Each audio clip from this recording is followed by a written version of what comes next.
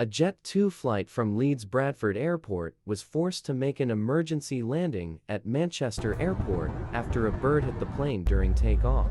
Fire engines and ambulances, including 4 Hazardous Area Response Team incident response vehicles, rushed to the scene and were ready on the ground at Manchester Airport to make the plane safe upon landing. It has been widely reported that a bird had struck the plane's engines. According to scanners used by plane spotters,